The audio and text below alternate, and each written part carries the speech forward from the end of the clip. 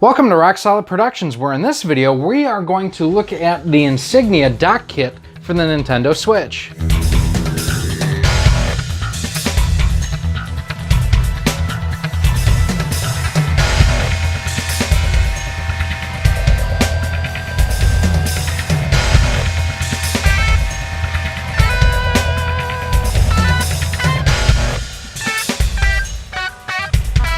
Hey everyone, Gary here with Rock Solid Productions, and if you've seen any of the videos on the channel, you know, huge fans of the Nintendo Switch. And one of the great things about this console here is just the portability. The fact that you can take console quality gaming anywhere with you and either play it handheld or on a TV. Now, to play it on a TV, the Switch does come with the official Nintendo dock, which is great. But you don't want to be disconnecting and reconnecting this. It's kind of big and unwieldy, and you don't always want to take something this big around with you if you want to be able to travel with your Switch. And that's where Insignia has come in with their Switch docking kit. Now, Insignia is the house brand of Best Buy, so that is going to be the only place where you can find this. Now, if you haven't done so, there is also the Nyko portable charging kit and docking kit for the Switch. You can check out, using that gimmick right up there, you can check out our review of that. Now, this system here is $10 less expensive than the Nyko one. This is only $39.99, where the Nyko one is $49.99. I actually got this on sale for $34.99, so even less expensive still. Out of the box, looks like it is going to come with a power cable and an HDMI cable. So let us get inside the box and see everything that this comes with. So here we have the docking kit on the desk itself here. And as you can see, unfortunately, the Nintendo Switch is not included. For 35 bucks, are you kidding me? Okay, seriously, it's fine. So around the back, on the back, it has features compatible with the Nintendo Switch, compact design for easy portability, includes a USB 2.0 port, one for connecting Ethernet controllers or other USB devices, USB Type-C AC power adapter, lets you charge your Switch while in use, includes everything you need, docking station and HDMI cable for quick and easy setup. Included docking station, USB Type-C AC power cable, HDMI cable, quick setup guide. So popping this open, and looks like we do have a couple pieces of tape on the side, so we'll get the knife out here in a moment. Very small and compact box here. That's the dock itself, which we'll set aside. We'll look at that in a moment. HDMI cable, there's your USB Type-C power cable, and your instruction sheets, whether or not you speak English or Spanish. So here's the dock itself, really pretty unassuming. Big hunk of plastic. It does only have one USB port on the back here versus the official dock, which has multiple ports on it. And so let's just compare it size-wise. There's the official dock.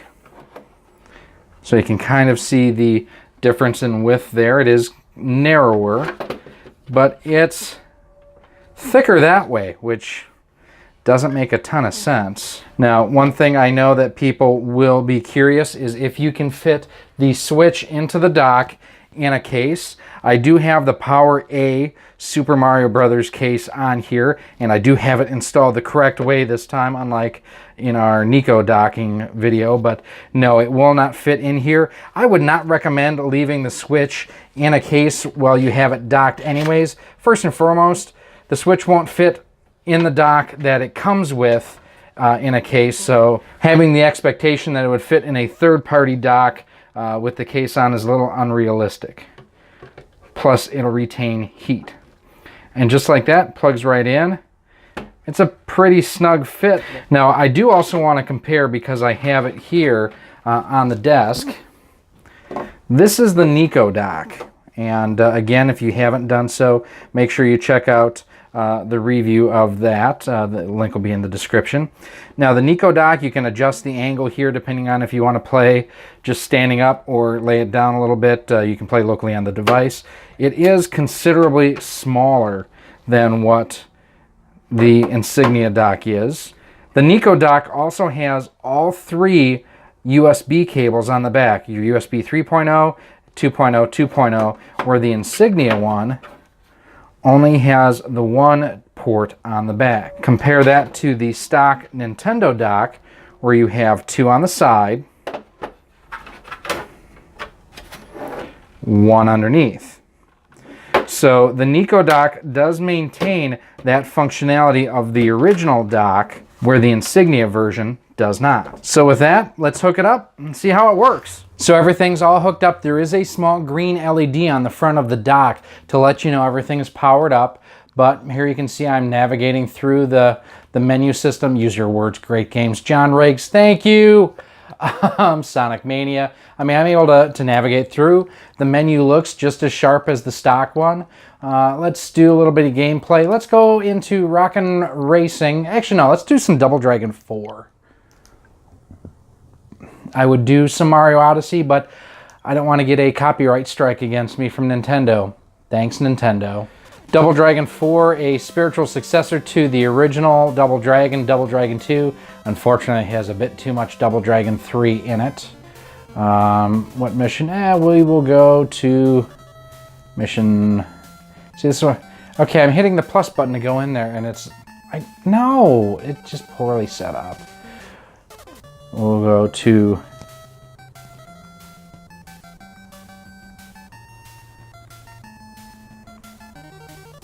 Alright.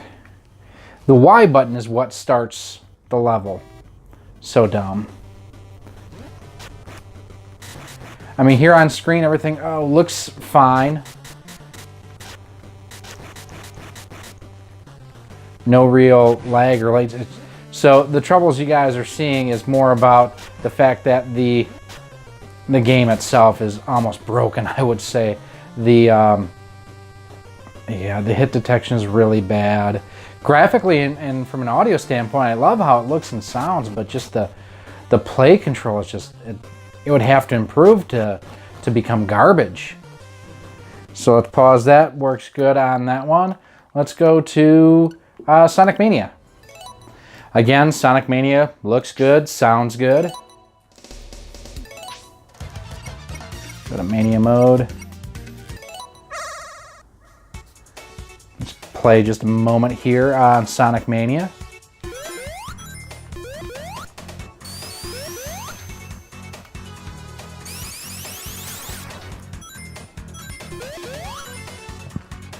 Yeah, everything looks, I mean, as spot on as the original dock looked.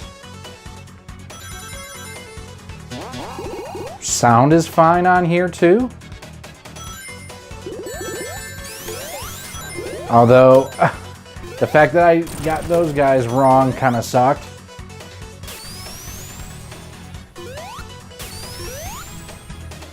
Sonic Mania, no issues there. Let's try one more real quick before we wrap things up. And let us go to Rockin' Racing Off-Road DX, one of our recent reviews. If you haven't checked it out yet, make sure you check out the gimmick up there. It'll let you, it will take you to our review of Rockin' Racing.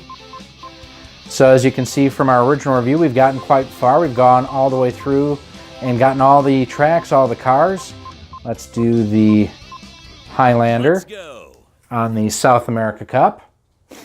We'll play one track here before we wrap things up. I am the black truck at the back of the pack. Oh, backed up there. I was seriously just giving the cars in front of me a chance to get a better start because I'm going to spank them. At least that's my theory and I'm sticking to it. Or at least ram them. Wow, I'm driving terribly here. Driving terribly and still second. And to the inside.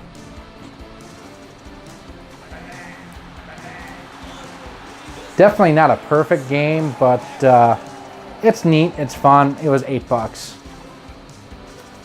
I really wish that you did have a way to upgrade the vehicle. And I do wish the vehicle sprites were a little bit bigger too, as big as the infield stuff is. I wish I would have put a little bit of that detail into the vehicles are a little bit more of that detail.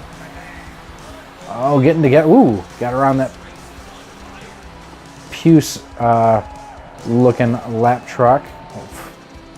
Straightaways, you're supposed to go straight.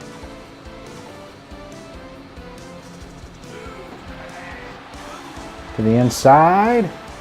Try to get through there with a little bit too much power. So as we finish this lap, what do I think of the Insignia dock for the Nintendo Switch? For 35 to 40 bucks, like I said, I paid $35 for mine. It was on sale for $5 off.